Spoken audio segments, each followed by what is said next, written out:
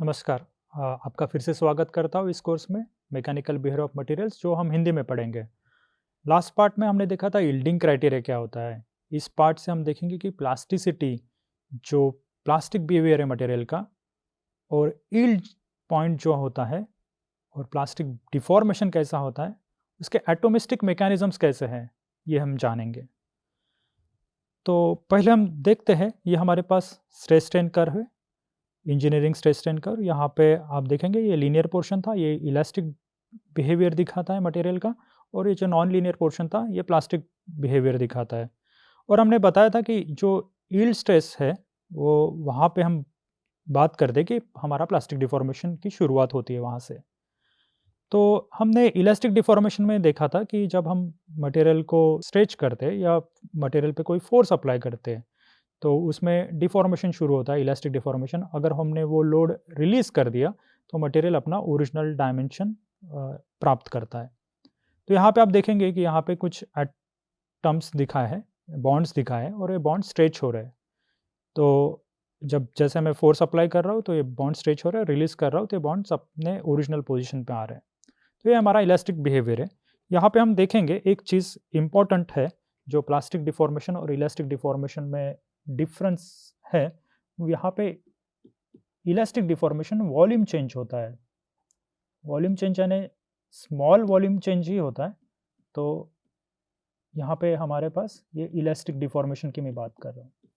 यहाँ पे कितना भी स्मॉल रहे वॉल्यूम चेंज होता है। जब मैं वॉल्यूम चेंज की बात कर रहा हूँ तो मैं जब क्रिस्टल की बात करूँगा वहाँ पे मेरे पैरामीटर्स जो ए, बी और सी लैटिस पैरामीटर्स है ये चेंज होंगे। तो अभी हम जानते हैं कि प्लास्टिक डिफॉर्मेशन क्या होता है और प्लास्टिक डिफॉर्मेशन में क्या चीज़ें होती है। इलास्टिक डिफॉर्मेशन हमने जान लिया। अभी हम देखेंगे कि प्लास्टिक डिफॉर्मेशन में क्या होता है। तो मेरे पास एक क्रिस्टल है, तो अगर हम देखेंगे प्लास्टिक डिफॉर्मेशन यानी हमने बात की थी कि परमानेंट चेंज इन शेप, यानी जो शेप है क्रिस्टल का ये परमानेंट चेंज होगा जब मैं स्ट्रेस अप्लाई करूँगा। तो जानते हैं मेरे पास अगर प्लास्टिक डिफॉर्मेशन है तो अगर शेप चेंज मुझे कुछ 3 सिनेरियो मैं देख सकता हूँ। एक सिंपल 3 सिनेरियो यहाँ पे आप देखेंगे कि ये जो एटम्स है ये डिफॉर्म्ड हो गए और यहाँ पे मुझे एक शेप चेंज मिला है। दूसरा सिनेरियो है यहाँ पे भी मुझे शेप चेंज मिला है। तो और तीसरा सिनेरियो यहाँ पे भी मुझे एक शेप चेंज मिल रहा है। तो इनमें से कौन-सा एक सिनेरियो है? अगर आप देखेंगे यहाँ पे मेरे पास एक क्रिस्टल स्ट्रक्चर है, मान के चल रहा हूँ मेरे पास एक क्रिस्टल स्ट्रक्चर है। क्रिस्टल स्ट्रक्चर यानी मैं बोल रहा हूँ यहाँ पे लैटिस पैरामीटर से डिफाइन करूँगा मैं क्रिस्टल स्ट्रक्चर को। जैसे क्यूबिक में A equal to B equal to C, alpha equal to beta equal to gamma equal to 90, ये मेरा क्यूबिक स्ट्रक्चर है। तो उसी तरह से मैं लैटिस पैरामीटर्स या एंगल से मैं डिफाइन करूँगा मेरा क्रिस्टल स्ट्रक्चर। अभी हम देखेंगे कि पहले केस में ये जो क्रिस्टल स्ट्रक्चर है वो रिटेन्ड है। मेरा शेप चेंज हो रहा है पर ये क्रिस्टल स्ट्रक्चर रिटेन हो रहा है। दूसरे केस में हम देखेंगे कि क्रिस्टल स्ट्रक्चर चेंज हो रहा है। यहाँ पे आप देखेंगे ये इनिशियल क्रिस्टल स्ट्रक्चर क्यूबिक था, यहाँ पे ये रोम्बस हो गया है। और थर्ड केस में यहाँ पे देखेंगे कि कोई क्रिस्टल स्ट्रक्चर ही नहीं है, यानी जो एटम्स डिफॉर्म हो रहे हैं वहाँ पे कोई एक क्रिस्टलाइन ऑर्डर या क्रिस्टलाइन स्ट्रक्चर नहीं है। इसको मैं कहता हूँ एमॉर्फस स्टेट। तो जब 100 साल पहले जब प्लास्टिक डिफॉर्मेशन पे रिसर्च हो रहा था तब ये क्वेश्चन था साइंटिस्ट्स के सामने कि प्लास्टिक डिफॉर्मेशन में क्या होता है। तो उसके लिए हमारे पास हमें देखना है कि क्रिस्टल स्ट्रक्चर चेंज होता है कि नहीं होता है प्लास्टिक डिफॉर्मेशन में। तो उसके लिए हम एक्सरे टेक्निक्स इस्तेमाल करते हैं। तो अगर मेरे पास एक्सरे डायफ्रैक्शन टेक्निक्स हैं तो मैं एक्सरे डायफ्रैक्शन से बात कर पाऊंगा कि क्रिस्टल स्ट्रक्चर चेंज होता है कि नहीं होता है। तो एक एग्जांपल देना चाहता हूँ यहाँ पे निकेल का एग्जांपल दिया है और यहाँ पे आप देखेंगे कि ये जो एक्सआरडी पैटर्न्स है, यहाँ पे प्लास्टिक स्ट्रेन यानी मेरा मटेरियल निकेल जो है वो डिफॉर्म मैं कर रहा हूँ, प्लास्टिक स्ट्रेन यहाँ पे इंक्रीज हो रहा है। और आप देखेंगे कि अगर मैंने एक्सआरडी पैटर्न लिया तो आप देखेंगे कि जो थीटा पोजीशंस है यहाँ पे अगर 111 पिक के थीटा पोजीशन से, 200 पिक के थीटा पोजीशन से या 220 के थीटा पोजीशन से ये चेंज नहीं हो रहे हैं, ये एक ही थीटा पोजीशंस पे है। तो इसका मतलब क्या है, वहाँ जहाँ पे अगर थीटा पोजीशंस चेंज नहीं हो रहे, अगर हम ब्रैक्स लॉ अप्लाई करेंगे तो हम जानेंगे कि यहाँ पे क्रिस्टल स्ट्रक्चर मेरा चेंज नहीं हो रहा है, यानी ये जो पीक्स है वो एक ही थीटा पोजीशंस पे है। तो ये मैंने XRD स्टडीज़ डिफरेंट मटेरियल्स पे की है और इससे ये मुझे प्राप्त हुआ है कि क्रिस्टल स्ट्रक्चर चेंज नहीं होता है प्लास्टिक डिफॉर्मेशन में। तो मेरा एक सिनेरियो ही पॉसिबल है यहाँ पे, ये मेरा क्रिस्टल स्ट्रक्चर है, यहाँ पे एक शेप चेंज हो रहा है, पर क्रिस्टल स्ट्रक्चर चेंज नहीं हो रहा है, तो यानी मेरा क्रिस्टल स्ट्रक्चर रिटेन हो रहा है। तो एक बात और जानेंगे यहाँ पे, प्लास्टिक डिफॉर्मेशन जब बात करेंगे, तो प्लास्टिक डिफॉर्मेशन में वॉल्यूम चेंज नहीं होता है, ये हमने देखा था। तो ये एक चीज़ आपको याद रखना है, यहाँ पे शेप चेंज हो रहा है पर वॉल्यूम चेंज नहीं हो रहा है, और क्रिस्टल स्ट्रक्चर भी सेम रह रहा है, वो रिटेन होता है प्लास्टिक डिफॉर्मेशन में। और कुछ चीज़ें एक्सपेरिमेंटली ऑब्जर्व की थी साइंटिस्ट ने, जब प्लास्टिक डिफॉर्मेशन की बात करते हैं, तो ये इसको हम कहते हैं स्लिप लाइंस। इसके बारे में जानेंगे, ये वर्ड के बारे में भी जानेंगे, स्लिप के बारे में। तो स्लिप लाइंस क्या होती है? अगर मेरे पास एक मटेरियल है, पॉलिश था ये, यानी मिरर फिनिश था, और अगर मैंने इसको डिफॉर्म किया तो मेरे पास कुछ इस तरह से लाइंस बनती है सरफेस पे, इसको मैं कहता हूँ स्लिप लाइंस। तो इसको समझते हैं, अगर ये मेरे पास क्रिस्टल स्ट्रक्चर है ऐसे, और ये मान लेते हैं मेरा सरफेस है मटेरियल का, तो ये पॉलिश सरफेस है, यानी आप पॉलिश सरफेस यानी मिरर पॉलिश, यानी आप इसमें अपना चेहरा भी देख सकते हैं, ऐसा पॉलिश सरफेस है। बट जब हम इसको shear स्ट्रेस अप्लाई करते हैं यानी डिफॉर्म करते हैं, तो क्या होगा, यहाँ पे एक प्रोसेस होगी, मटेरियल डिफॉर्म होगा प्लास्टिकली, यानी उसका शेप चेंज होगा। तो इस तरह से कुछ अगर shear स्ट्रेस में डिफॉर्मेशन हो रहा है मेरे मटेरियल का, तो यहाँ पे ये सरफेस पे आप देखेंगे एक स्टेप तैयार हुआ, इसको मैं कहूँगा, इसको ये सरफेस स्टेप कहूँगा। अगर आप ऊपर से देख रहे हैं तो आपको एक स्टेप यहाँ पे दिखाई देगी, ये एक हाइट पे है और ये एक हाइट पे है, इसको हम कहते हैं सरफेस स्टेप। तो ये सरफेस स्टेप मुझे प्रैक्टिकली ऑब्जर्व हुए माइक्रोस्कोप में, इसको भी स्लिप लाइंस कहते हैं इस सरफेस स्टेप को। और ये स्लिप लाइंस, इसका स्कीमेटिक मैंने इस तरह से लिया है, मगर मेरे पास डिफरेंट ग्रेन्स है, इसको भी हम जानेंगे कि ग्रेन्स क्या होते हैं। और ये ग्रेन्स में मुझे मिलेंगे ये स्लिप लाइंस, यानी कुछ सरफेस स्टेप्स तैयार होंगे जब मैं मटेरियल को डिफॉर्म करूँगा। और ये जो डिफॉर्मेशन है, ये मेरा परमानेंट डिफॉर्मेशन है, यानी अगर मैं ये स्ट्रेस को रिवर्स करूँ, यानी ये स्ट्रेस को रिलीज़ कर दूँ, तो ये डिफॉर्मेशन वापस नहीं होगा, यानी शेप चेंज परमानेंट रहेगा यहाँ पे। तो ये हो गया मेरा स्लीप। तो आज जानते हैं कि स्लीप होता क्या है एक्चुअली। तो हमने देखा है कि अगर हम स्लीप देखेंगे तो यहाँ पे होगा macroscopic shape change without any crystal change. यही हमने देखा अभी प्रैक्टिकली, जो हम ऑब्जर्वेशंस देखे थे, दो चीज़ें। तो यहाँ पे शेप चेंज हो रहा है पर क्रिस्टल स्ट्रक्चर चेंज नहीं हो रहा है। तो दो मैकेनिज्म्स प्रपोज्ड है हम डिफॉर्मेशन में जानते हैं, एक है स्लीप और दूसरा है ट्विनिंग।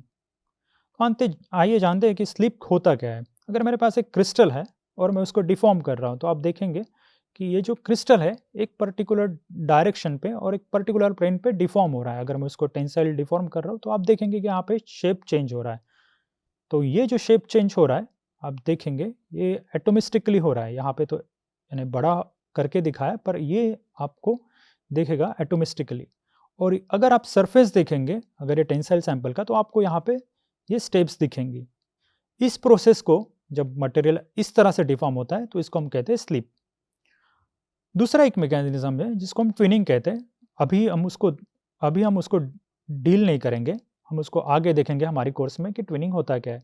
यहाँ पे भी आप देखेंगे कि मटेरियल का जो शेप है, माइक्रोस्कोपिक शेप है, वो चेंज हो रहा है, यानी प्लास्टिकली डिफॉर्म हो रहा है।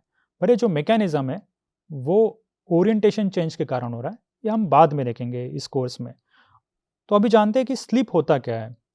स्लीप यानी अगर देखेंगे हिंदी में इसका अनुवाद करेंगे तो स्लीप का मतलब होता है फिसलना। तो यहाँ पे आप देखेंगे जो एटम रोज है वो फिसल रहे एक दूसरे के ऊपर, यही इसका मतलब है। तो अगर हम ये जो एक्सपेरिमेंट्स है, ये एक कुछ अगर हम एक्सपेरिमेंट्स देखेंगे, इसके केयरफुल ऑब्जर्वेशंस देखेंगे, तो ये देखेंगे कि स्लीप जो हो रही है ये एक पर्टिकुलर प्लेन पे हो रही है। पर्टिकुलर प्लेन यानी मैं अगर जब क्रिस्टल्स की बात करूंगा, एक पर्टिकुलर क्रिस्टलोग्राफिक प्लेन्स पे हो रही है और एक पर्टिकुलर क्रिस्टलोग्राफिक डायरेक्शन के अलॉन्ग हो रही है। आप देखेंगे कि यहाँ पे अब स्लीप जो हो रहा है, इस स्कीमेटिक में दिखाया है कि ये जो प्लेन्स है इस पे स्लिप हो रहा है, यानी इस पे एटम्स फिसल रहे हैं और एक पर्टिकुलर डायरेक्शन में फिसल रहे हैं, तो उस यानी मैं देखूंगा कि स्लिप में क्रिस्टलोग्राफिक प्लेन्स और क्रिस्टलोग्राफिक डायरेक्शन का एक महत्व है। तो ये जो क्रिस्टलोग्राफिक प्लेन्स है, इसको मैं कहता हूँ स्लिप प्लेन्स, यानी जहाँ पे ये जो प्लेन्स फिसल रहे हैं एक दूसरे के ऊपर, इसको मैं कहता हूँ स्लिप प्लेन्स। और जिस डायरेक्शन में फिसल रहे हैं उसको मैं कहता हूँ स्लिप डायरेक्शंस। और ये दोनों चीज़ें मिला के मैं एक सिस्टम को डिफाइन करता हूँ और उसको कहता हूँ मैं स्लिप सिस्टम। स्लिप सिस्टम यानी क्या होगा? Combination of slip plane and slip direction, इन दोनों का कॉम्बिनेशन जो होगा वो मेरा स्लिप सिस्टम होगा। तो एक और एक्सपेरिमेंटल रिजल्ट है, यहाँ पे हम देखेंगे जो स्लिप प्लेन है, स्लिप प्लेन में जब क्रिस्टल्स की बात करूंगा तो जो स्लिप प्लेन्स है ये मेरे क्लोज पैक प्लेन्स होते हैं जनरली, और स्लिप डायरेक्शन भी होती है, ये मेरी क्लोज्ड पैक डायरेक्शंस होती है। आप किसी भी फिजिकल मेटलर्जी जो टेक्स्ट बुक है इसमें आप इसके बारे में पढ़ सकते हैं कि क्लोज पैक प्लेन्स क्या होते हैं किसी भी क्रिस्टल स्ट्रक्चर में, और क्लोज पैक डायरेक्शंस क्या होती है। यहाँ पे मैं एक छोटा सा इंट्रोडक्शन देना चाहता हूँ यहाँ पे। तो कुछ क्रिस्टल स्ट्रक्चर हम देखेंगे और उनके क्लोज पैक प्लेन्स और क्लोज पैक डायरेक्शंस देखेंगे। मान लेते सबसे सिंपल है मेरा फेस सेंटर्ड क्यूबिक। तो यहाँ पे देखेंगे कि मेरे पास face centred cubic crystal structure यानी क्या होता है, यहाँ पे मेरे पास 8 एटम्स है जो कॉर्नर्स पे हैं, और जो 6 एटम्स हैं वो 6 फेस सेंटर्स पे है, इसलिए इसको हम कहते हैं फेस सेंटर्ड क्यूबिक। और एक जो प्लेन मैंने मार्क किया यहाँ पे, ये प्लेन मेरा क्रिस्टोग्राफिक 111 प्लेन है। तो अगर आप मिलर इंडाइसेस निकालेंगे इस प्लेन की, तो ये मिलर इंडाइसेस आएगी मेरी 111 प्लेन की। तो एफसीसी में क्लोज पैक प्लेन्स जो होती है वो 111 प्लेन्स होती है। तो यहाँ पे आप देखेंगे कि एक ये जो ऐसा ब्रैकेट है, इस ये ब्रैकेट दिखा रहा है एक पर्टिकुलर 111 प्लेन, स्पेसिफिक 111 प्लेन। जब मैं करली ब्रैकेट्स निकालता हूँ ये दिखाता है मेरी फैमिली ऑफ 111 प्लेन्स। तो जो भी सारे 111 प्लेन्स है मेरे क्लोज पैक प्लेन्स है एफसीसी में। अभी हम जानते हैं कि क्लोज पैक डायरेक्शंस क्या होती है, तो उसके पहले जानेंगे कि ये कितने प्लेन होते हैं। तो मेरे पास ये 111 प्लेन है, तो इनको हम कहते हैं ऑक्टाहेड्रल प्लेन्स भी। अगर मैं अगर 8 यूनिट सेल्स अगर निकालूंगा एफसीसी की, ज्वाइन कर लूंगा ऐसे, तो मेरे पास ये 8 एफसीसी के 111 प्लेन्स मिलेंगे। पर आप देखेंगे कि इसमें से जो 4 प्लेन्स है वो दूसरे 4 प्लेन से पैरेलल है। तो हम क्रिस्टलोग्राफिकली यूनिक प्लेन की बात करेंगे तो हमारे पास 4 111 प्लेन होते हैं। तो इस तरह से हम जानेंगे। अगर मैं देखूंगा ये प्लेन मैं मार्क कर रहा हूँ यहाँ पे, ये अगर प्लेन देखूंगा इस तरह से, ये एक प्लेन है और ये एक प्लेन है, ये एक दूसरे के अपोजिट है यानी पैरेलल है, और ये क्रिस्टलोग्राफिकली सेम प्लेन है।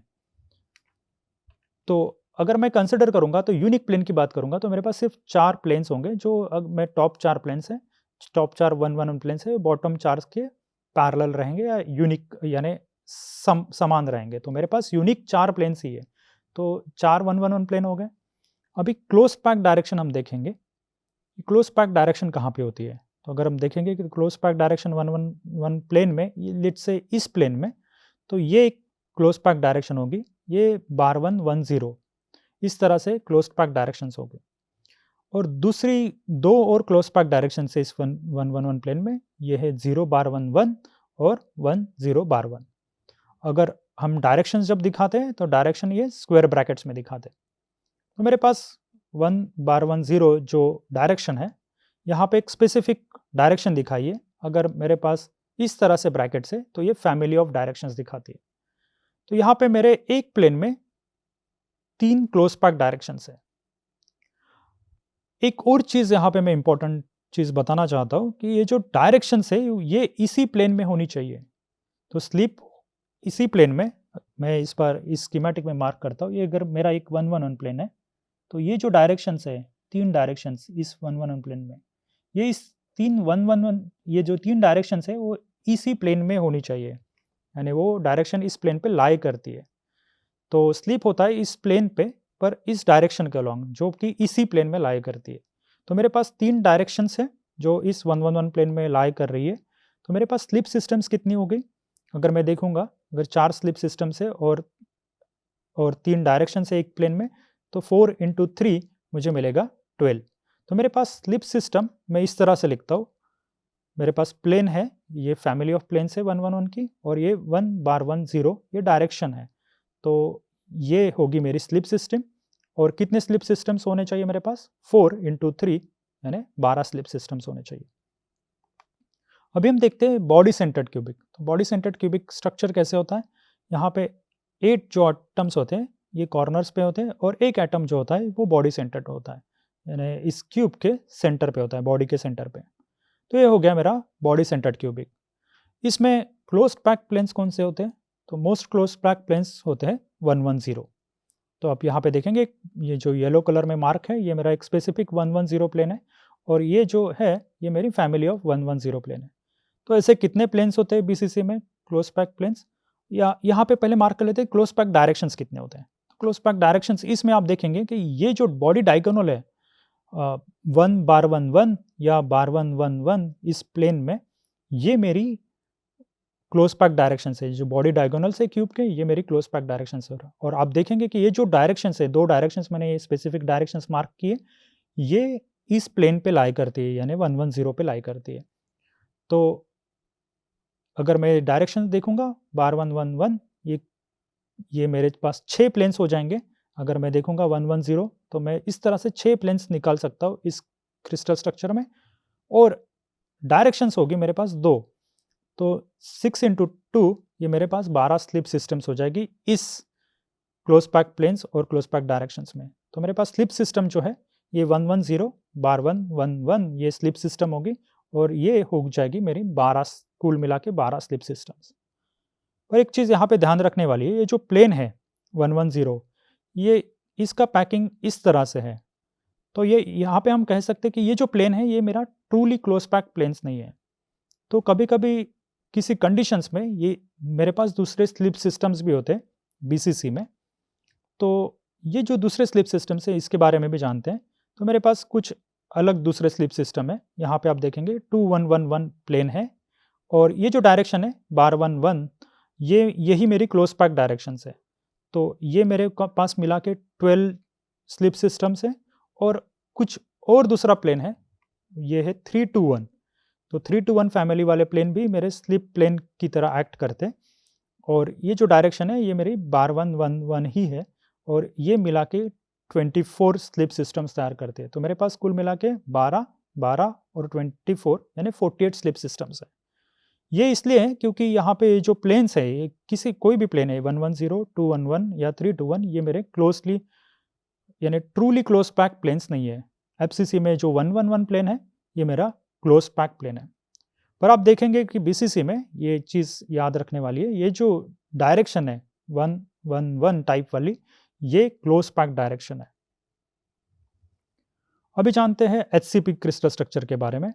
तो एचसीपी क्रिस्टल स्ट्रक्चर इस तरह से मैं ड्रॉ किया हूँ, और आप देखेंगे ये जो प्लेन है टॉप प्लेन या पोर्टल प्लेन, इसको मैं कहता हूँ बेसल प्लेन। ये 0 0 0 1 टाइप प्लेन है, और इसमें अगर आप देखेंगे कि ये मेरा क्लोज पैक प्लेन है। और ऐसे कितने प्लेन है यहाँ पे? ये सिर्फ, और क्लोज पैक डायरेक्शन जो है वो इस तरह से है। ये जो डायरेक्शंस दिख रही है आपको ये 1 1 बार 2 0 टाइप डायरेक्शंस हैं।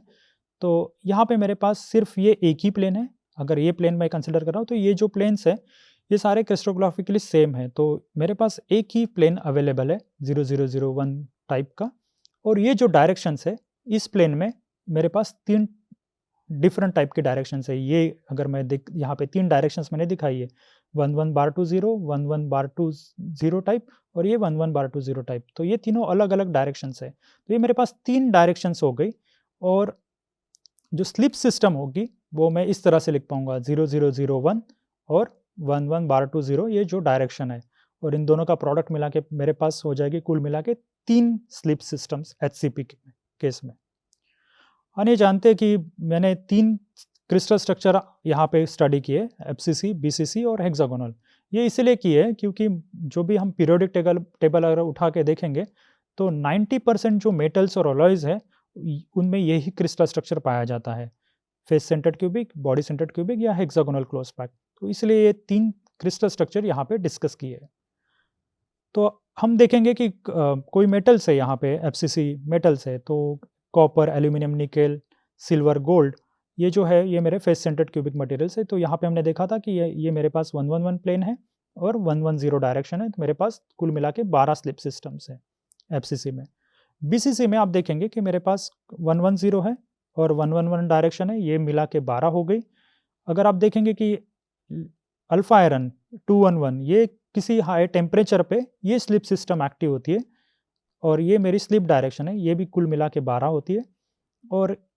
और एक प्लेन है 321, ये भी किसी टेम्परेचर और स्ट्रेन स्टेट में स्लिप प्लेन एक्टिव होता है और मेरे पास ये 111 डायरेक्शन है, ये कुल मिला के 24 स्लिप सिस्टम हो जाती है। तो आप देखेंगे कि बीसीसी में जो स्लिप डायरेक्शन है वो कॉमन है 111, ये मेरी क्योंकि क्लोज पैक डायरेक्शन है। हेक्सागोनल क्लोज पैक में आप देखेंगे कि हमने ये स्लिप सिस्टम डिस्कस की थी 0001 और 11/20, ये 3 स्लिप सिस्टम है। पर हेक्सागोनल क्लोज पैक में कुछ प्लेन्स जैसे 10/10 इसको मैं इस तरह से भी लिख सकता हूँ, ये इसको हम कहते हैं प्रिज्मेटिक प्लेन। ये प्रिज्मेटिक प्लेन है और ये टाइप जो प्लेन है ये मेरे पिरामिडल है, ये मेरे पिरामिडल प्लेन है। तो प्रिज्मेटिक प्लेन जो होते हैं वो पैरेलल टू मेरे, अगर ये मैं जेड एक्सिस मान रहा हूँ यहाँ पे या सी एक्सिस मान रहा हूँ, इसको मैं कहता हूँ प्रिज्मेटिक प्लेन्स। अगर हम देखेंगे ये जो प्लेन है, ये प्लेन्स है, जैसे ये प्लेन्स है, ये मेरे प्रिज्मेटिक प्लेन्स है क्योंकि ये पैरेलल टू मेरे सी एक्सिस है। अगर ये मेरा ए एक्सिस है एच सी पे में और ये सी एक्सिस है, तो ये प्लेन्स जो है ये पैरेलल है सी एक्सिस को, उनको मैं प्रिज्मेटिक कहता हूँ। और जो इंटरसेक्ट करते हैं सी एक्सिस को, उनको मैं कहता हूँ पिरामिडल प्लेन्स। तो ये डिपेंड करती है स्लिप सिस्टम्स मेरे C/A रेशो के ऊपर। तो जैसे C/A रेशो चेंज होता है उस तरह से मेरे स्लिप सिस्टम चेंज होती है। पर मेजरली अगर HCP क्रिस्टल स्ट्रक्चर देखेंगे तो मेरे पास ये स्लिप सिस्टम अवेलेबल रहती है। तो इस पार्ट में हमने देखा कि जो स्लिप है वो एक क्लोज पैक प्लेन्स पे होती है और जो स्लिप होती है क्लोज पैक डायरेक्शन पे होती है।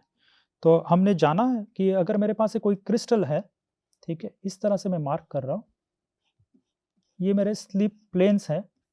ये स्लिप प्लेन्स जो होंगे मेजरली ये होंगे मेरे क्लोज्ड पैक प्लेन्स, और ये जिस डायरेक्शन में स्लिप होंगे वो होगी मेरी क्लोज पैक डायरेक्शन।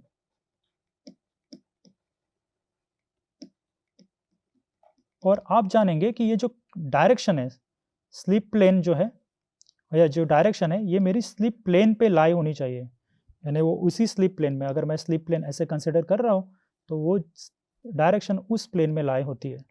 तो आप देखेंगे कि अगर मैं स्लिप प्लेन और स्लिप डायरेक्शन का डॉट प्रोडक्ट लूँगा तो 0 आना चाहिए। अगर मैं स्लिप प्लेन को G मान के चल रहा हूँ और स्लिप डायरेक्शन को B मान के चल रहा हूँ तो ये 0 आना चाहिए।